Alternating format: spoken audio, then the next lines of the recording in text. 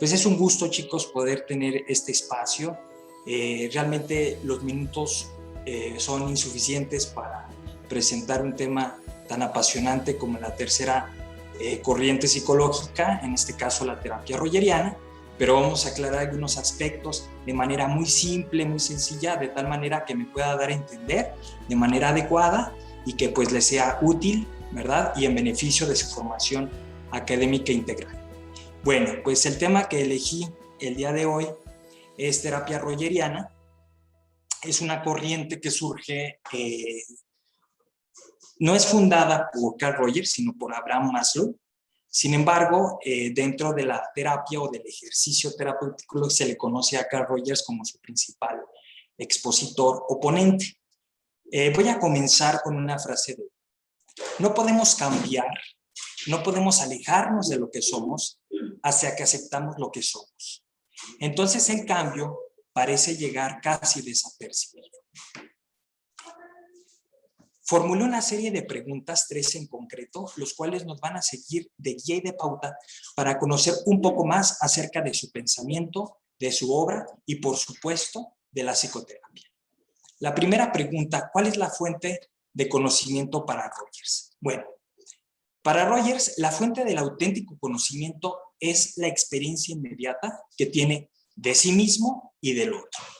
Es un encuentro en el que se convergen, es decir, se unen en un punto y se confirman mutuamente las personas, reconociéndose una y la otra. La siguiente pregunta es: ¿cuál es el método de conocimiento para Rogers? Bueno, el método de conocimiento, partiendo de la epistemología o de una de las formas de adquirir el conocimiento, es a través de la comprensión de mí mismo y del otro. La siguiente pregunta: ¿en qué lugar se genera la comprensión? El espacio en donde se genera esta comprensión de la persona es en la terapia. De tal manera que es un proceso de comprensión profunda, más que racional, emocionalmente. Pregunta número 4. ¿Qué es la psicoterapia? La psicoterapia es un encuentro entre dos personas, las cuales comparten esa experiencia, comparten ese conocimiento, comparten esas emociones, lo cual se pueden recibir a través de una actitud positiva incondicional, una autenticidad y realmente interesarme por el otro. La actitud es una condición necesaria y suficiente para que la persona pueda cambiar. Siguiente pregunta, número 5. ¿Cuáles son los objetivos de la psicoterapia? Bien, los objetivos de la psicoterapia básicamente son 3. Número 1 es aliviar el dolor o el sufrimiento humano. Número 2, adaptar la mente al medio. Y número 3, desarrollar el potencial humano. De hecho, dentro del estudio de la psicología que ustedes lo han tenido desde su fundación con Wilhelm Wundt, ¿verdad?, en la Universidad y Laboratorio de Leipzig, hasta esta es una corriente constructivista. La segunda es funcionalista y es sacarlo de William James, y al igual y en sintonía con Carlos Darwin, determinan que el objetivo es la adaptación, en un caso biológico y en este caso mental, al medio. Un ejemplo muy claro es estar viviendo dentro de la pandemia de COVID-19. Hubo de dos y hay de dos sopas únicamente, ¿sí? Te adaptas a toda la situación, el contexto, los elementos, las características que esta pandemia tiene, o por lo contrario, no te adaptas y por lo tanto no sobrevives y no tienes esa capacidad para desarrollar tu potencial. ¿Qué es lo que le llama o qué es el desarrollo del potencial humano? Ustedes este término lo han escuchado porque hay distintas universidades que tienen este perfil. Incluso se ofrecen tanto la licenciatura como los posgrados en este sentido. El desarrollo humano consiste básicamente, en primer lugar, a ubicar la dignidad de la persona, con sus tres características fundamentales: inteligencia, libertad, capacidad de amar, con una voluntad que es personal, única e intransferible, y con otras características, cualidades, habilidades, destrezas y actitudes que la persona puede ir desarrollando a lo largo de su vida. Otra de las características también dentro del desarrollo del potencial humano es precisamente que va a centrarse en la persona. Lo vamos a revisar un poquito más adelante. Para Rogers existen dos tendencias de la persona. Uno, una tendencia actualizante, y dos, una tendencia a la autorregulación. ¿Qué quiere decir la tendencia actualizante? Es que la persona sabe qué es lo que debe de corregir y por tanto debe de ser congruente con ello. En otras palabras, si ustedes han analizado en la materia de administración de empresas el famoso FODA, se darán cuenta que son las oportunidades que tiene la persona de mejorar, ¿sí? Si lo vamos a un aspecto personal y psicológico, no hablando de una cuestión institucional. Bien, y la segunda tendencia es hacia la autorregulación, que es decir, la capacidad que tiene la mente de adaptarse, como decíamos nuevamente, al medio. Y la capacidad también de ser personas proactivas. De acuerdo a esta teoría del desarrollo humano, solo existen dos tipos de personas. Las personas reactivas, por un lado, que son aquellas que están esperando a que las cosas sucedan, y por otro lado tenemos las personas proactivas, que son aquellas que hacen que las cosas sucedan. Bien. Vamos a continuar con la siguiente pregunta. ¿En qué consiste la teoría de personalidad rogeriana? Bueno, pues como lo comentamos en el punto anterior, básicamente se refiere al desarrollo, o en inglés growth, recordando que Carlos Rogers es un autor norteamericano, el cual como antecedente tiene dos influencias. La primera influencia es la familia, la cual tiene un vínculo fuerte y efectivo, y la otra influencia es la religión, dado que Carl Rogers fue preparándose en el seminario para ser pastor. Podríamos decir que dentro de este mismo antecedente de Carl Rogers, aparte de su familia, en donde él nace, como les comentaba, en Oak Park, Illinois, un suburbio en Chicago, y por otro lado también tenemos el antecedente que su formación de las ciencias biológicas se fue hacia la ingeniería civil, ¿no? Hacia la agronomía. Podemos decir que hay dos vertientes en Rogers. Por una parte, el pensamiento objetivo, que conlleva un método científico, y por otro lado tenemos un método, por llamarlo así, subjetivo, a través de la religión. También se le conoce a esta tercera fuerza, o a la parte de la psicoterapia rogeriana, como psicología de la religión, precisamente por partir principios, como vamos a ver más adelante en otras diapositivas, que se centra en el amor a la persona. Continuamos con la siguiente pregunta.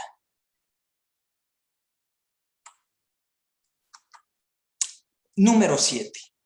¿Qué significa que la persona pueda sufrir desadaptación y readaptación en su proceso de desarrollo? Bueno, esta es la pregunta, digamos, clave, es la pregunta núcleo del cual se van a ir desarrollando los elementos y las características que posee la construcción de la terapia rogeriana. Bien, entonces, vuelvo a repetir, ¿qué significa que la persona pueda sufrir procesos de desadaptación y readaptación en su proceso de desarrollo? La primera, la desadaptación significa que la percepción del otro influye en demasía con la evaluación de la propia persona. Significa que las personas generalmente nos valoran de una manera condicional. Eso es importante, separando los aspectos positivos y negativos. Es decir, Las personas generalmente y en la mayoría de los casos nos van a apreciar, nos van a percibir, nos van a juzgar si somos buenos o malos, si nuestro comportamiento es correcto o si nuestro comportamiento es incorrecto.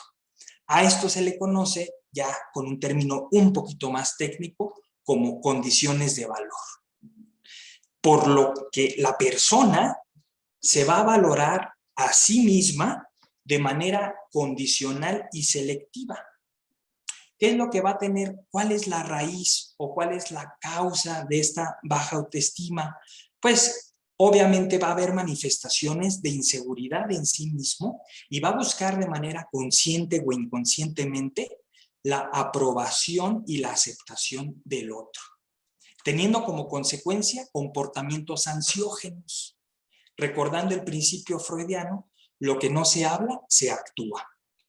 Por tanto, ahora diferente, la sana autoestima debe ser una justa valoración que debemos de tener nosotros mismos, cuáles son nuestros alcances y cuáles son las limitaciones. Vamos a pasar al siguiente punto, que está dentro de esta misma pregunta.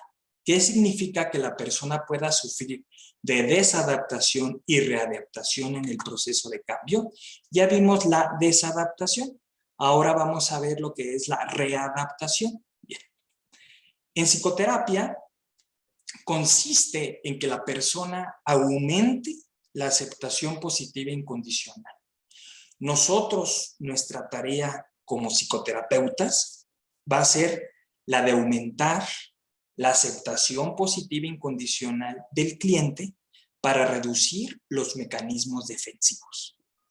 Aquí voy a hacer una aclaración en cuanto a la terminología y en cuanto a los antecedentes. Recordemos que Carl Rogers surge, y como lo comentaba, como el principal, digamos, precursor, principal representante, o es, nosotros lo asociamos de inmediato con la tercera fuerza o humanismo.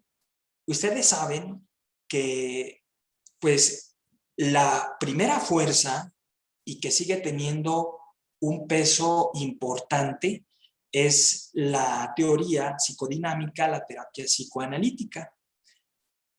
La segunda es el conductismo, que ha ido evolucionando ahora con un cognitivo conductual. Y la tercera fuerza es precisamente esta, que es el humanismo. Surge,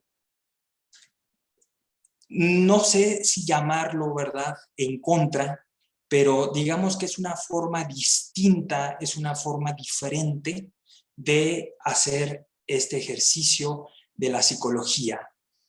Carl Rogers estudia en el colegio o en la universidad para maestros. Aquí la podríamos llamar como la educación, como si fuera una formación normalista, en la Universidad de Columbia, y se da cuenta que existen estas dos posturas clínicas.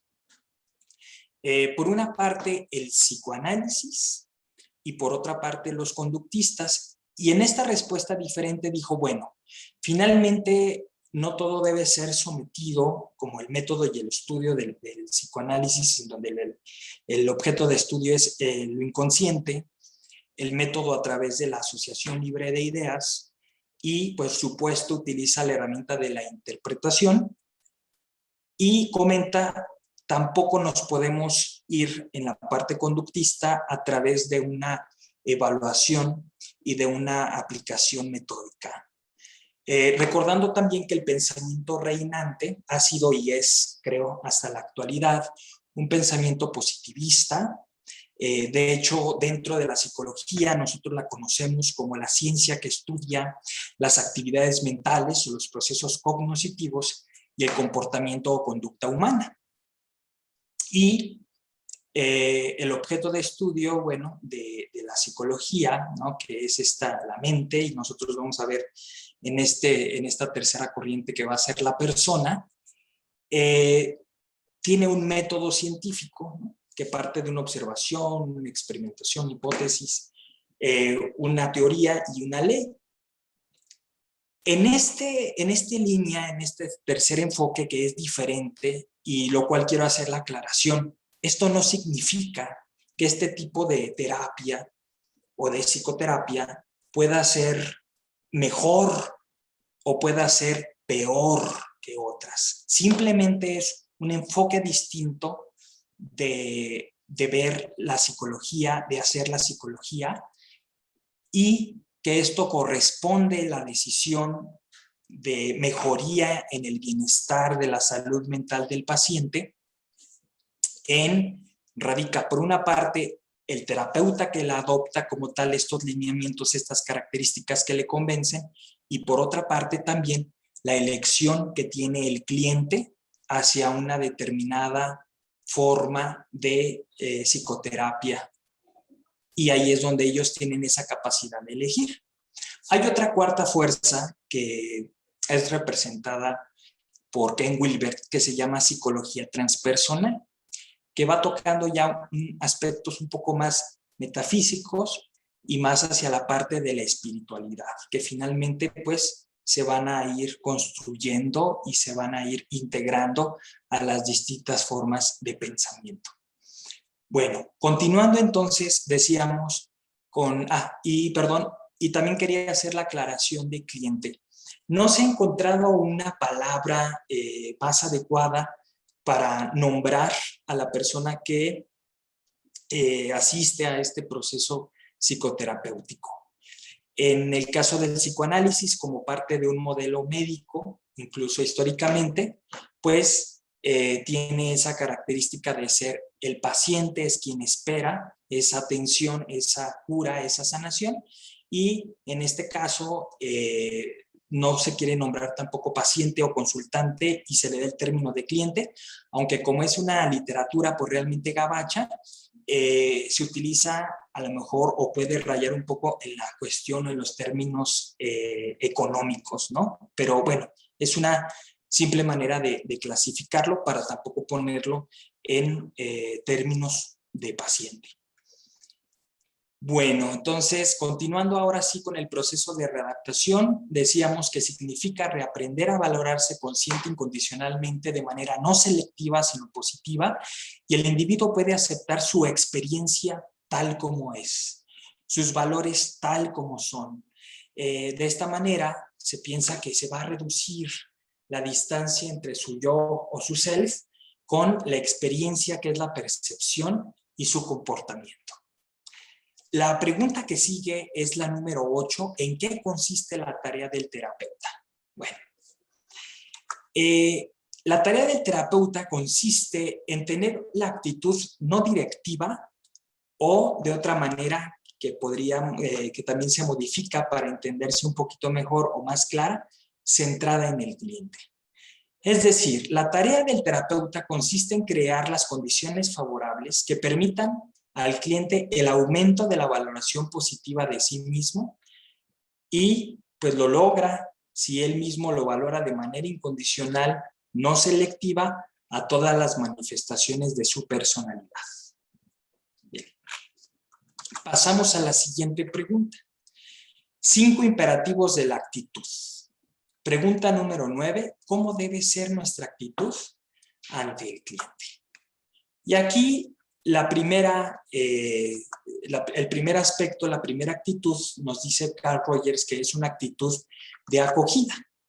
Es decir, cuando se presenta la consulta privada, pues hay que darle la bienvenida, hay que decir que se sienta cómodo, ofrecerle un vaso de agua, que tome asiento, que se sienta pues prácticamente como en casa. La siguiente actitud es centrarse en lo que la persona siente y en lo que la persona percibe. No es centrarse en los hechos, pero sí debo decir que los hechos nos van a ayudar para ubicar la emoción. Hay un psicoterapeuta, que tiene poco, que falleció, que se llama Alvin Mare, Era un psicólogo canadiense que, bueno, tuvo por ahí un premio nacional, ¿no?, en su país, por hacer un ejercicio con una generación 2000, ¿no? Y fue siguiendo las diferentes etapas de su vida, en donde aplicaba las 3 condiciones para el cambio, digamos, con los papás, dentro de un espacio protegido para dialogar, y vio que existe un cambio. Pero lo que les quería comentar de este autor, o lo que es importante, porque estamos hablando que los hechos nos ayudan a ubicar la emoción, es que él podía, incluso en el ejercicio terapéutico, nosotros podemos igual manera sentirlo, podemos identificar en la zona de nuestro cuerpo la emoción que en ese momento nos está expresando el cliente.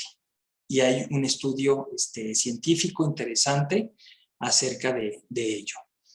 Bien, ¿cuál es la tercera actitud? ¿O cuál es el tercer imperativo de la actitud? Centrarse en la persona, no tanto en el problema, ¿sí? Es decir, el problema existencial es vivido por una persona y por tanto tiene sentido para él. Por lo tanto, preguntarnos qué consecuencia tiene este problema para la persona directamente. ¿Qué implica para la persona?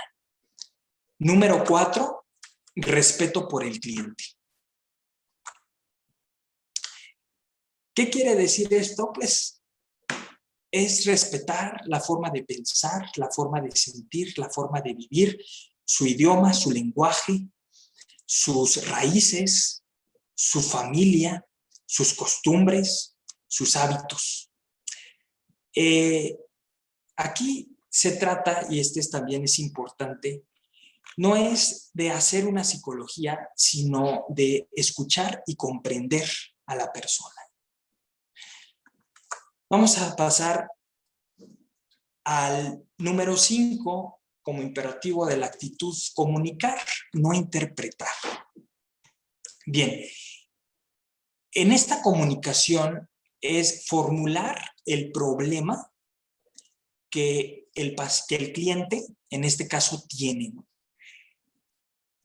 Y vamos a pasar al punto o a la pregunta número 10. ¿Cuál es la técnica utilizada en la terapia rogeriana? Bueno, la técnica utilizada en la terapia rogeriana es la técnica de reexpresión. La técnica de reexpresión tiene 3 procedimientos de efecto progresivo. ¿Cuál es el primero? El primero es la reformulación reflejo. En este sentido, la reformulación reflejo es parafrasear lo que la persona dijo y qué es lo que nosotros, o para qué nos sirve este parafraseo. Bueno, nos sirve para garantizar que el terapeuta haya comprendido al cliente, y también nos sirve para que el cliente a su vez se sienta escuchado. Vuelvo a repetir, esta técnica de reexpresión dentro del primer procedimiento en la reformulación reflejo es parafrasear lo que la persona dijo, y con esto me va a garantizar que yo como terapeuta haya comprendido el mensaje que tiene el cliente, que quiere compartir el cliente, y por otro lado también garantizamos que el cliente se haya sentido escuchado. Aquí voy a poner un ejemplo, ¿verdad?, de este procedimiento o de esta técnica. Se los voy a leer literal.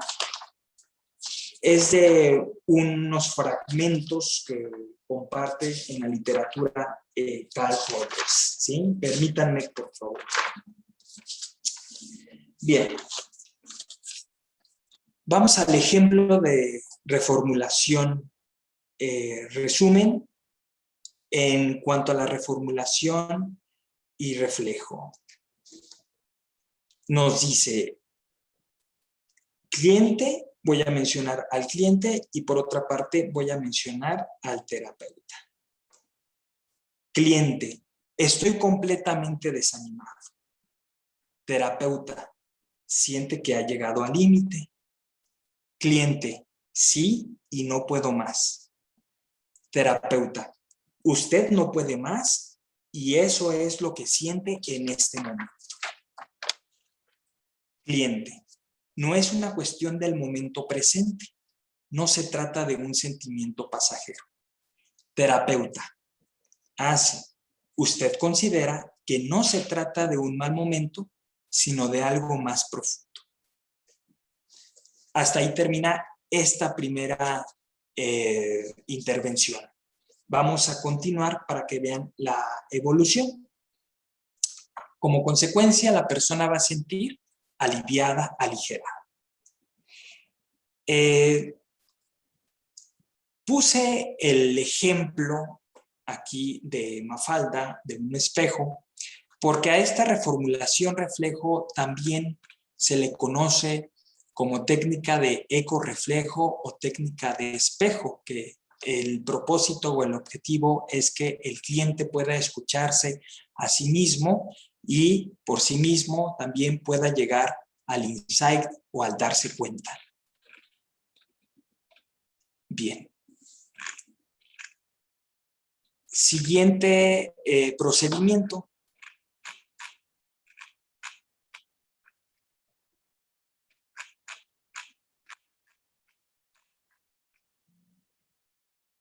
Vamos a lo que es el siguiente ejemplo, así igual de manera literal se los voy a compartir, pero permítanme nada más para seguir con la lógica y la estructura del discurso. La reformulación como una inversión en la figura fondo. Bien. Nos dice el igual cliente y terapeuta. Vamos a comenzar con el cliente. Dice, la ciudad en que vivo está verdaderamente hueca.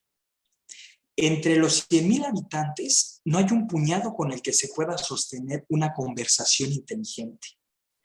Mire que no digo una conversación interesante, sino inteligente. Terapeuta, desde determinados puntos de vista, como el de la inteligencia, usted se encuentra prácticamente solo en su ciudad. Bien. En este ejemplo, con este ejercicio, no se trata de generar una confrontación con el cliente.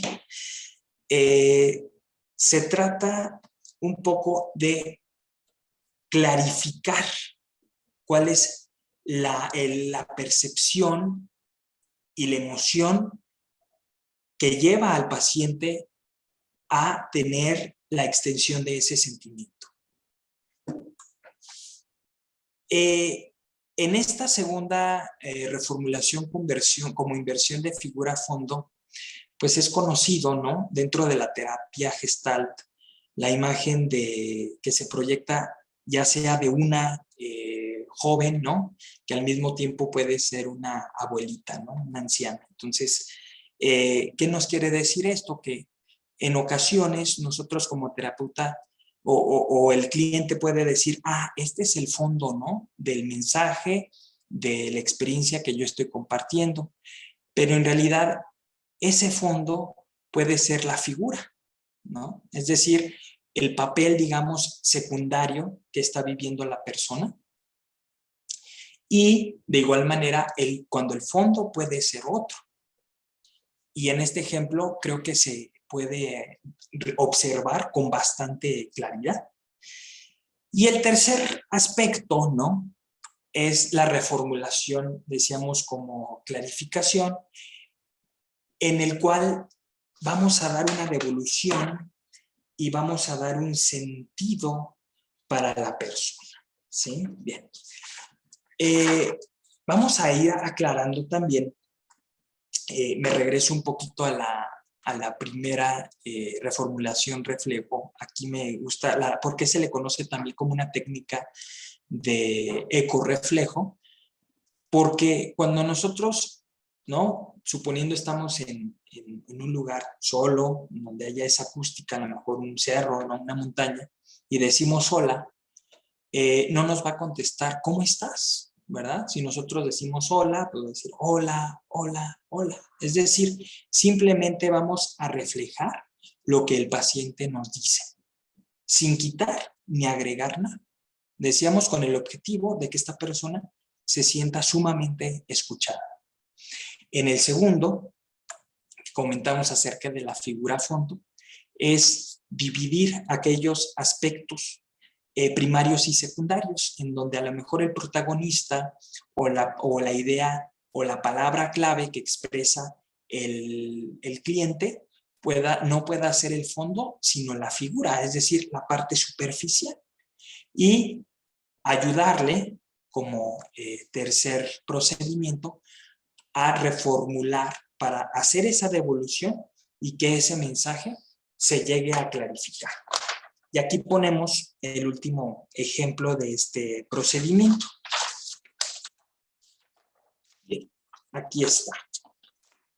De igual manera está el cliente por un lado y el terapeuta por otro. Dice el cliente: mi cuñado es un tipo literalmente pretencioso. Según él, solo él cuenta. Solo él tiene algo que decir y desde el momento en que entra en escena, monopoliza la conversación y yo ya me puedo ir despidiendo de las personas. Terapeuta: el problema no es tanto su forma de ser, o sea, refiriéndose al cuñado. El problema, el hecho está en que de una manera u otra le afecta a usted desfavorablemente y acaba por eliminarlo. Que conlleva una connotación, como habíamos comentado, de cuando no hacemos presente a la otra persona, cuando no tenemos esa fuente de reconocimiento del otro. Ese es el tercer procedimiento en la reformulación como clarificación. Ahora, pregunta número 11. ¿Cuáles son los tipos de actitudes que el terapeuta presenta en psicoterapia? Me deslizo un poquito más, denme unos segundos, por favor.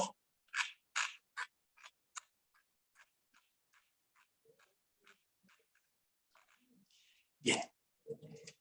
El primer tipo de actitud que podemos tener dentro de la psicoterapia es el de orden decisivo. Significa que el terapeuta le dice al cliente lo que debe de hacer. La segunda es sugerencia-consejo. Es cuando el terapeuta desea que el cliente elija lo que él como terapeuta elegiría y por tanto le dice, yo en tu lugar haría esto. La tercera, dentro de los tipos de actitudes, evaluación-juicio. Aquí se divide en dos, que es un plan lógico que ustedes tienen en el 3.1 o bien en el 3.2 un plan moral. En el plan lógico le dice al cliente lo que es adecuado o no adecuado. Y podemos tener también un plan moral. Es cuando le dice al cliente lo que es bueno o lo que es malo. ¿Cuál es el riesgo que se corre? El riesgo que se corre es que el cliente se sienta o se pueda llegar a sentir juzgado y este sea un obstáculo en la comunicación. Bien, continuamos con el siguiente punto número 4, o la actitud que puedo tener en la número 4. Sostén afectivo de ayuda y soporte. ¿Qué significa esto? Que es una postura paternalista que puede generar dependencia contra dependencia y pues puede dar una cierta sensación que pueda tener el cliente, ya sea disminuyendo la gravedad del problema o bien normalizándolo, generalizándolo, y es un obstáculo común. Es decir, cuando llega el cliente, ¿verdad?, por una situación emocional fuerte e importante para él, y el terapeuta le responde que pues esa situación, esa problemática, ese conflicto, pues no es tan grave, ¿sí? Que ese problema que él tiene es pues realmente es muy sencillo, que lo tiene a lo mejor en sus narices, pero que no lo puede ver. O bien decimos también normalizando o generalizando el problema. Es decir, no te preocupes, mira, finalmente todas las personas en algún momento de su vida pues pasan por esa etapa, ¿sí? Eso es algo normal. Entonces, Ese es el punto, o esa es la actitud número 4, que se refiere a una actitud paternalista. Número 5, la interpretación. Esa es otra actitud. Es cuando trata de que el paciente sea consciente de algo, traduce y explica las ideas del paciente. El riesgo que se ve que puede correr es que se distorsione lo que el paciente dice. El número 6, encuesta exploración. Es cuando el terapeuta insiste al cliente que ha olvidado algo de decir. Eso es común, incluso en ocasiones se podría interpretar como una curiosidad malsana, ¿sí?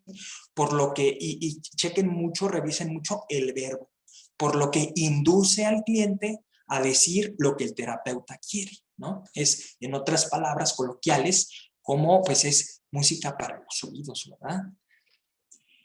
El número 7, la comprensión. Esa es otra actitud. Bueno, pues es la preocupación que muestra el terapeuta por comprender la experiencia del cliente, realiza una devolución para que el cliente tome conciencia, haga un insight y por lo tanto pueda progresar. Pregunta número 12. ¿Cuáles son las condiciones para el cambio?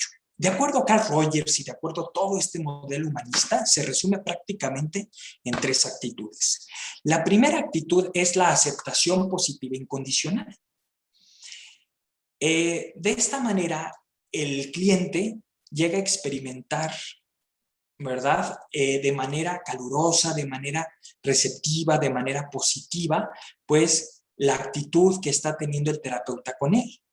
Es aceptar el sentimiento que tiene ese momento. Si en ese momento el cliente llega ansioso, llega enojado, llega triste, llega orgulloso, llega satisfecho, llega feliz. Aquí es no juzgar el comportamiento y se podría resumir esta primera actitud de Carl Rogers que nos aporta la psicología humanista, aceptación positiva incondicional, con una frase hindúe que es realmente profunda. No necesito cambiarte para poder quererte. ¿Sí? Repito, no necesito cambiarte para poder quererte. La segunda actitud que debe mostrarse, bueno, aquí me brinco un poquito el orden, sería la congruencia, ¿sí? ¿Qué es la congruencia? Pues es el acuerdo que tengo como persona o personalmente de lo que yo experimento, que sería la parte emocional de lo que yo siento, es el acuerdo que yo tengo con lo que pienso, es la toma de conciencia y finalmente el acuerdo que yo tengo en lo que comunico o en lo que hago, ¿sí? Bien. Es aprender a querer lo que soy. Y aquí viene un efecto paradójico. En el momento que me acepto, pues llego a ser capaz de cambiar. El segundo punto o la segunda actitud es la empatía. Dentro de la empatía, bueno, pues nosotros hemos tenido una definición a lo largo de nuestra vida que nos dice que es ponerse en los zapatos del otro. Otra definición que hemos escuchado también es la de ponerse los zapatos del otro, caminar 10 kilómetros con él. Finalmente, para Rogers, siguiendo esta misma postura o esta misma línea, es comprender la emoción o las emociones que tiene el otro a través de la experiencia. Esto no lo aclaré al principio, pero es importante que saber de una manera técnica, ¿verdad? O como un tecnicismo más bien, que fenomenología es el tratado o el estudio de los hechos. Se podría traducir, ¿no?, de una mejor manera como la experiencia que nosotros tenemos de nosotros mismos, del otro, del mundo. Y esto básicamente, el tratar de entrar con todos mis sentidos, ¿verdad?, con toda esa actitud positiva incondicional al encuentro de la otra persona para reconocerlo, para hacerlo presente, pues finalmente también nos va a llevar a esa comprensión, a esa sanación, a esa curación. La escucha es una herramienta sumamente poderosa, capaz de ejercer un cambio sobre el cliente. Y como comentamos, bueno, pues la finalidad, y esto es una paradoja, el cambio consiste, o más bien consiste en que nosotros no queremos que cambie la persona, ¿sí? Porque hay una aceptación total hacia el otro. Y cuando nosotros no queremos cambiarlo porque lo aceptamos tal como es, paradójicamente esa persona empieza a aceptar. ¿Por qué? Porque se siente amada.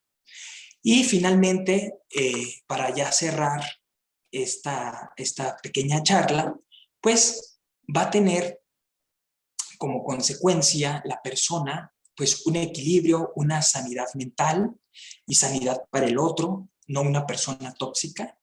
Y cuando hay ese bloqueo dentro de la comunicación emocional, es, de acuerdo a la teoría, pues parten esas perturbaciones psíquicas o neuróticas. En esta comprensión empática, volviendo al punto, es meterme al mundo del otro, percibirlo desde adentro y podemos utilizar el verbo de imaginar. Es cuando podemos decir, imagino que en este momento te sientes cansado. Imagino que en este momento te sientes lastimado, avergonzado, satisfecho, confundido. Es comprender las emociones como si fueran propias, pero no propias, porque entonces sí entraríamos en un proceso de identificación. Pregunta número 13 y última, pues, ¿cuáles son los beneficios de la no directividad o el modelo centrado en la persona? Bueno, pues el primer beneficio es la aceptación positiva incondicional, la empatía y la congruencia facilitan este proceso de cambio. El segundo beneficio es que la terapia es un proceso de mejora en la comunicación y de enfrentamiento a las barreras que pueden obstaculizar y especialmente la tendencia a aprobar o desaprobar a las personas, que esto viene desde la infancia, ¿verdad? Cuando nos dicen, no, pues si tiras el vaso de leche, pues ya no te quiero, ¿no? O si no haces tal cosa, pues ya no eres, ya no vales, no sirves, eres un inútil. ¿De acuerdo? La buena comunicación, por tanto, consigo mismo y con los demás, es terapéutico y por tanto es sanador. Termino con una frase de Carl Rogers, o cierro esta pequeña intervención. Una persona al descubrir que es amada por ser como es, no por lo que pretende ser, sentirá que merece respeto y amor. Bueno, pues yo les agradezco mucho y antes de ahora sí hacer el cierre, quiero hacer otras dos intervenciones. La primera intervención, los leo, me gustó mucho este texto para este día. Los psicólogos, mi felicitación, mi respeto, mi agradecimiento también por la noble labor, dado que pues sí nos preocupamos o nos seguimos preocupando mucho por la situación médica, por nuestra salud física, que es importante y más en estos tiempos, el cuidarnos. Pero pues no puede estar en desequilibrio con la salud mental, con ese respeto por nosotros mismos, por lo que nos merecemos y por lo que valemos, ¿sí? Ser una persona o pues ser un psicólogo en este mundo, pues es una tarea que no es sencilla porque pues también tenemos que responder de una manera eficiente dentro de las sesiones y dentro de la oportunidad que tenemos en el encuentro con el otro. Me gustó este pensamiento porque les voy a mencionar cómo van entrando varios autores. Tal vez no existen razones para ser psicóloga o psicólogo. Implica horas de escuchar sufrimiento, conectarse con lo más profundo del humano frente a uno presente. Sigmund Freud. Vislumbrar más allá de lo que es evidente y a menudo sentir impotencia de no poder lograr la toma de conciencia. Alfred Adler. La nuestra no es una profesión más. Quien vive a nosotros no lo hace para traernos buenas noticias. Sandor Ferenczi. Viene buscando una respuesta a sus interrogantes y una salida para su sufrimiento. Víctor Frank. Todos los días necesitamos estar lo mejor posible para quienes cuya vida se les hace imposible. William James. Cualquiera diría que no existen motivos para ser psicóloga o psicólogo, salvo que alguien tiene que hacerlo. Karl Jaspers. pero a veces, muy de vez en cuando, tal vez no tan seguido como quisiéramos, podemos ser testigos de cómo un paciente ha superado un conflicto. Paul Václavic. ¿Cómo ha resuelto lo evitable o cómo ha aceptado lo inevitable? Podemos ser testigos de tanto en tanto, Donald Winnicott, de cómo su vida se ha colmado de sentido nuevamente, de cómo han recuperado la sonrisa Irving Yalom, y tan solo por esa única vez ya habrá valido la pena. Bueno, pues este es un mensaje compartido desde varias corrientes de la psicología, que me parece que es el mejor de los momentos para poderlo compartir. Felicito especialmente a los maestros que estamos aquí en el día a día, digamos, ahora sí que tratando de ser facilitadores del aprendizaje, que llegue a ser un aprendizaje significativo, que sea aprender a aprender, es decir, que se comprendan esas ideas y que sea hacia la práctica.